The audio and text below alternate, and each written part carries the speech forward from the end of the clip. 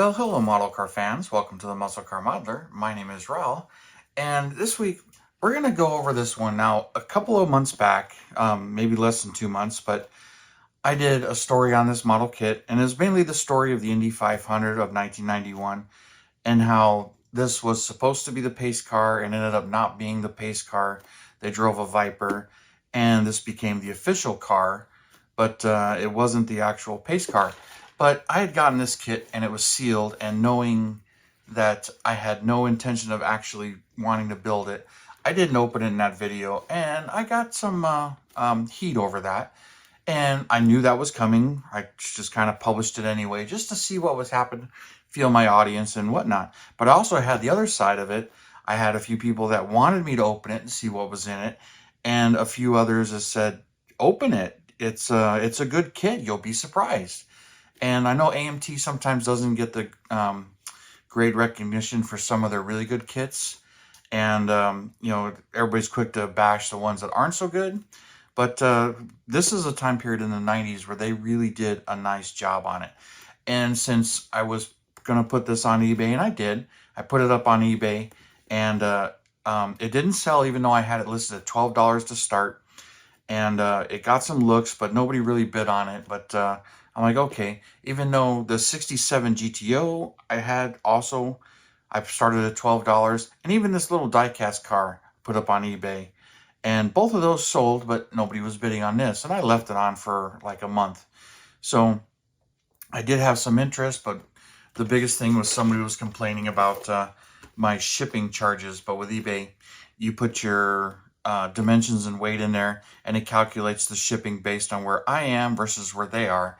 And I had somebody really chastising me because freight was like $23, $24. But I'm in Arizona, they're in Maine, or wherever they were, and other people were charging $10, but they wanted more for the kit. Well, sorry, but I have no control over where you lived. But anyway, that's rambling on. So let's open this up and we'll see what's actually in here. And since I haven't seen it, and that's really not something that I would normally jump on when it comes to the real car, but let's have a little bit of fun with it. And who knows, I'll probably still get $10, $12 ad revenue, even if the views aren't that high on this thing. But as I brought about before, this is a 300 horsepower, 3-liter twin turbo. I kind of know the car, and I know that's the hopped up version, but when it comes to Dodge's styling on this, I just didn't really like it that much.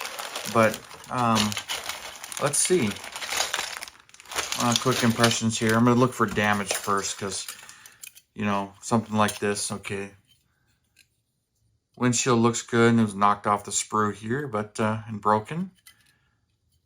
Some scuff marks, but I don't see anything that can't be polished out. And the lights here, okay. Let's see, let's subscribe to the blueprinter. Oh, okay. So there's the sunroof. All right, sunroof and whatever that actually is, whether that's a sunroof or something else. Okay. There's a lot of stuff bounced around in here. All right. Goodyear Eagle ZR tires.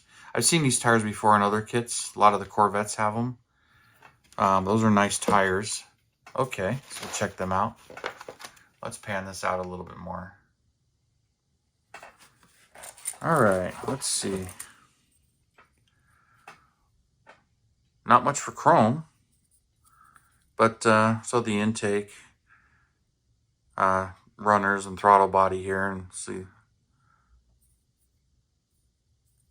Not sure what some of those parts are, but missing something there. There's the wheels. Chrome's really nice, especially for being in this box all this time. Okay, so we've got this here. Oh, that's light bar. Looks like pace car light bar maybe. Not sure what that's going to be. I have to check out the instructions here a little better. Looks like it might have something to do with that. No. Okay, well, we'll set some of that stuff aside. So we got some clear amber parts. The clear taillights. That's pretty cool. Got some nice engraving on the inside here, as far as so you can see this stuff. Here's the headlight shadows. So you'd have to paint the turn signal amber on the outside a little bit, but that can be done. Kind of milky. I don't know if it focused that closely on it, but all right. Not really all that smoked. Let's see what else is in here. Okay, here's that other exhaust tip. That's in there. Okay. Instructions. Dodge official car. Okay. So just the official car decals. All right. I'll move that off to the side here, and let's check out the instructions here. Dodge Stealth Indy 500. I like how it's never been opened, but yet it's faded in the top here and a little more white here.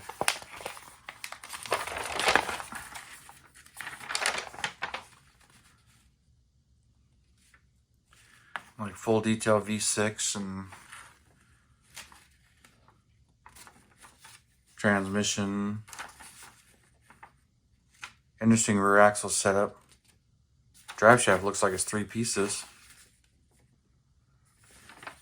I don't know the technicals on this particular car that well, or not much at all, but all right.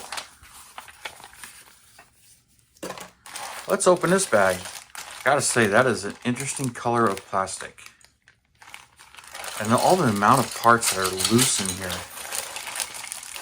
Okay, well.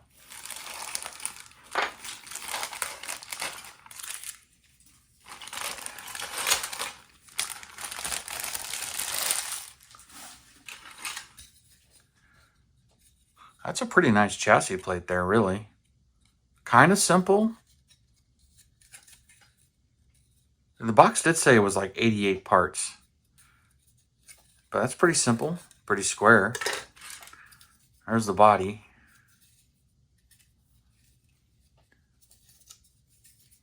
Oh, that's probably the wing that went back here. One of the pace cars a little different. There's the rear bumper, Stealth RT. Interesting way to attach. Fits nicely.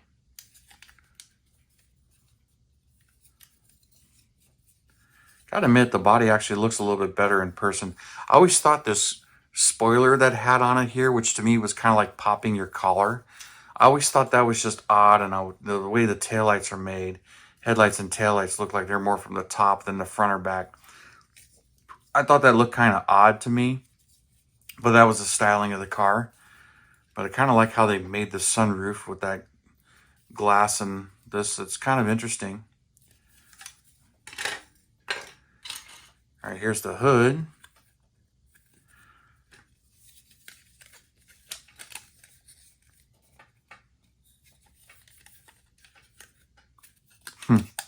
The bulges to clear the shock towers. Interesting. Here's the stock wheels, which, yeah, definitely 90s looking. I would think of the Intrepids with those. Let's see, we got a seat here. It's a pretty nice seat. Looks like it snaps right in there. Okay, so we've got only 4 parts left attached to this. So we got the interior tub here, which has some really nice engraving. You know, for a tub interior and that back seat and that console, that's some pretty nice engraving there. Can't comment on the accuracy because, like I said, I don't know this car that well. Never really researched it. Mirrors look pretty good. Manual shifter. Of course, I said this thing had a Getrag 5-speed manual, which is cool. That's kind of unusual in a car, you know, transverse mounted. Let's see. Looks like the suspension supports and whatnot. I don't know what those are. Tire mounts. The front or rear struts. Axle. There's that individual axles for the back. They're All right. Interesting exhaust with a muffler here and then coming out of the muffler to the other side. So interesting quad exhaust setup on the real car. And then the cat and another muffler here. So a resonator. There's a motor with a ton of parts knocked off. I can't believe how much of this stuff's knocked off the tree here. It's a nice turbo. Or two turbos, because that's actually two of them. Twin turbo. All these pipes. The V6 valve covers. Couldn't tell you what those are. Heat shields for the turbos, maybe? The belts, timing cover. All right. And then here we got the front bumper. Let's see, how does that fit and attach?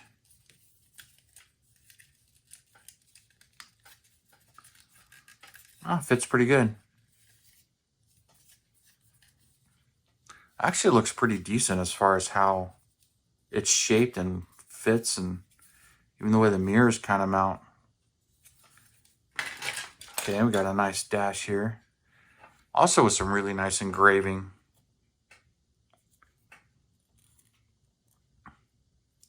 Definitely looks the part. Here's that other seat. A wheel back. What do we got here? Sorry, it doesn't want to zoom in that well. The zoom function doesn't work too well on my phone unless I have it set in macro before I start, which I didn't do. Radiator and cooling fans. Here's the engine block, the other half of the engine block. Here's that drive shaft and the instructions. Look at that. What a complex drive shaft for rear-wheel drive. Wonder why all the extra carrier bearing, another carrier bearing. Wonder if any of that was really necessary. All right, here's the wing. Oh, I guess that lens goes underneath the wing. Interesting. But yeah, this is that collar wing that I thought was really odd. I hope it really doesn't sit that high, but it's not going in the holes. So I may have to drill the holes out a little bit, but I'm sure it doesn't sit that high. But I always thought that was just an odd spoiler, and that was probably the thing that ruined it for me on the initial thoughts here. We got a battery, the other half of the rear diff, some more plumbing, whether that's intake, turbos, or exhaust, or whatever that is. Front struts with brakes. An oil pan, a nice oil pan even. Some decent engraving on that. Some decent engraving on this too. Not sure what that is, but there's that. Is this a broken piece of flash here, but kind of looks like this for that side. That's what that looks like. Okay. Well, definitely a different kit.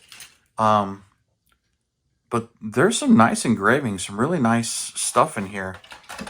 And, this could be a pretty good slump buster project, one that I really have no interest in, which sometimes that can be entertaining as well when you have a kit you really don't care about, so you work on it, build it, don't really care about the paint quality or how everything goes, and you're just gonna build it just to get something accomplished and done.